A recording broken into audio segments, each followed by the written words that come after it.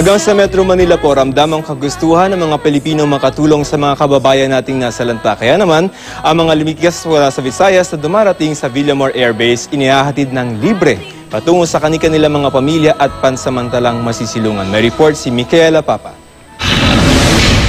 Tila mga bayani kung batiin ang nasa 100 sakay ng KC-130 ng US Marines na lumapag sa Villamor Air Base pasado alas 5. Ngunit matapos makaligtas sa hagupit ng bagyong Yolanda sa Eastern Samar, bagong pakikipagsapalaran naman ang kanilang haharapin sa Manila.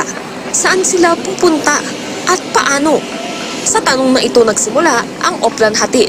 Ang Oplan Hatid, ang objective namin ay madala yung mga survivors ng Yolanda na makarating sa kanilang mga kamag-anak ng safe. Ang mga walang kamag-anak na uuwian, inihahatid naman sa pansamantalang tirahan sa Jose Fabella Center ng DSWD o sa Tent City sa Pasay.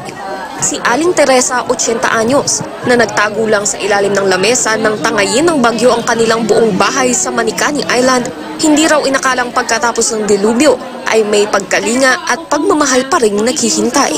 Anong naramdaman nyo nung pagdating nyo dito? Papalakpakan yung mga tao? May mga binigay sa inyong kahoy? Sabi naman ako, salamat sa iyo. Inaano pa ako niyo.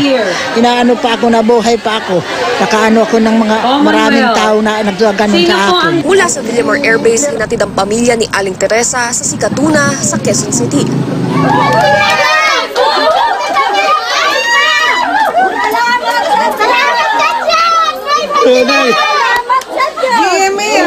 Ayon sa volunteer na naghatid sa kanila na si Raul Cipriano, kakaibang saya ang dulot ng Oplan Hatid kumpara sa ibang relief efforts na kanyang nalahukan. Yun sa mga relief goods, minsan may question. It's a question.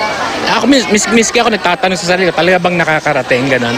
Pero ito, alam mo na, nakikita mo yung tao na talagang nadadala mo sila sa kamag-anak nila. Micaela Papa, GMA News.